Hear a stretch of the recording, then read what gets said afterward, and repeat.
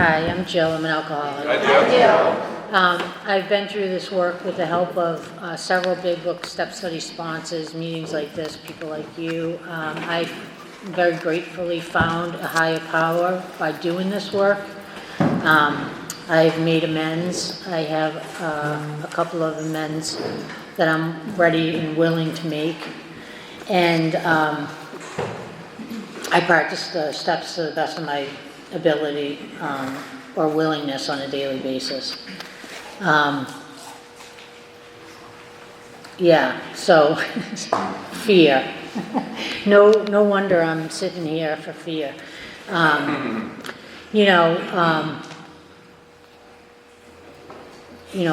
ended by saying, my ability or my willingness, right, to do these steps, because it's really what it all comes down to is my willingness, and typically what makes me willing or unwilling is my fear. And I'm sitting in a boatload of fear right now.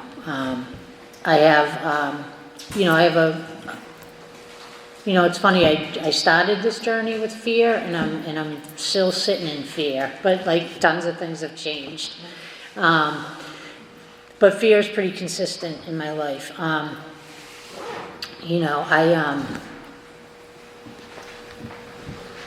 I remember coming into this program and I was afraid because I had always gotten along with, let me say that differently. I've always gotten along with people when I tried to figure out what they wanted from me, and I could make them laugh, or I could give them drugs, or I could, whatever. But me, just being who I was, always seemed to get in the way of any friendship I made, and I didn't understand why. I thought, I was a victim. I thought that I was just a really, really kind person that people were really just, being mean to, I just didn't have any concept of like what I was putting out into the world, or the toes that I was stepping on, or the motives that drove me to different things, and so when people retaliated, I was like, whoa, what's going on here? And just pointed my finger at everything that they were doing. And that was an okay way to live for a while, but when I came into this program, I was really like a binge drinker, so I anytime there was shit in my life, it was because I was drinking. But I had many opportunities and things in my life that I accomplished when I wasn't drinking. So I knew that I couldn't maintain a lot of things. I still felt this I don't know how to say it really, but I didn't come into this program having lost everything in my life and being so desperate that I would have done anything. I came into these halls knowing that the way I had been conducting myself for 44 years was leaving me with an ominous, doomed feeling for my life that I could not shake. And so I needed to change something. I had no idea how to change it. I knew that drinking was a problem, and it was an increasing a progressive, if you will, problem. But I didn't know that really my problem was in here, and that drinking was actually my solution to this. That was kind of a mind-blowing, but it made perfect sense, and I had tons of research and tons of proof around that, because I lived my life, a big portion of my life, sober and still miserable. So I was always, discontented and anxious and, or obnoxious. Like when they talk about when we were cocky, it was worse. Oh my God. I had people that couldn't stand me because I was so cocky. I mean, one time I played cribbage and like pitch and things like that with like my family, right? They're supposed to love you and all that. I went to the bathroom one time and my mother and my stepfather stacked the deck with like a perfect hand, right? And they knew I would come out and act a fool, and it's exactly what I did. And they just like they totally busted me like we sacked the deck, stupid, you know?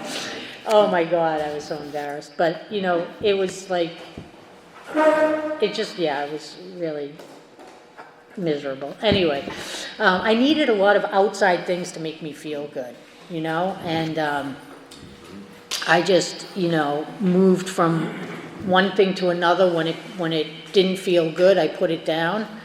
I would, you know, clean up physically or clear up physically, and then the mental would bring me right back out.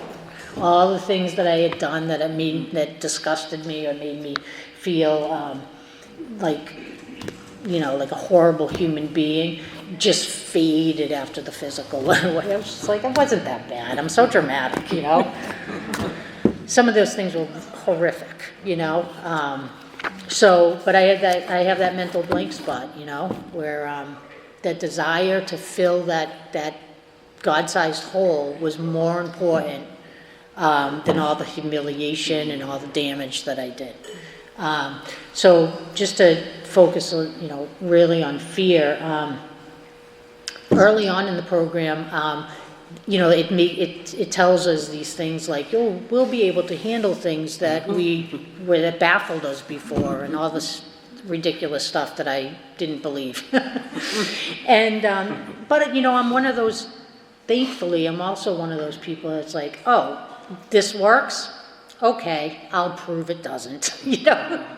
So it works for us too, you know. So I got a sponsor. I started doing the work.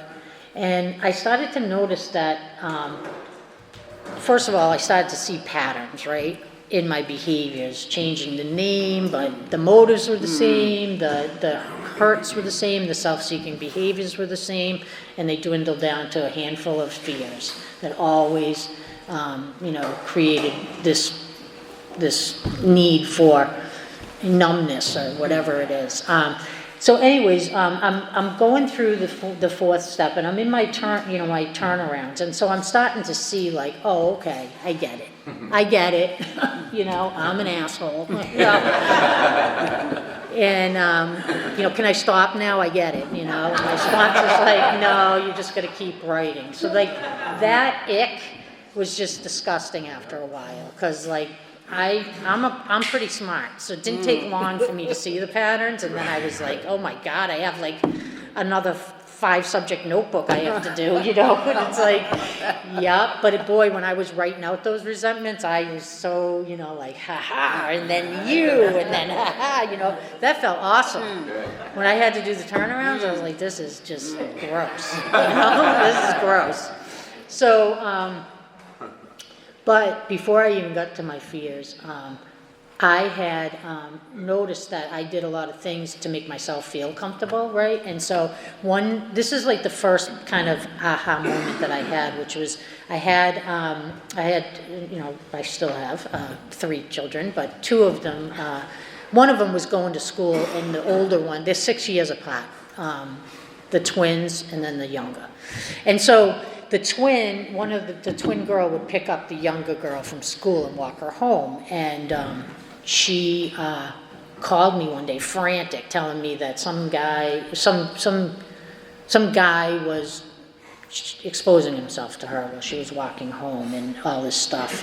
And then she explained to me what she did and all this, you know, how she handled it and everything, and I'm like, oh my God, you know, and I'm a teacher, I can't just leave work, you know, but that was my thought. I'm like, I'm just gonna leave, I'll go to the bus stop, I'll pick up my kid, I'm not having this girl, blah, blah, blah, and all this stuff.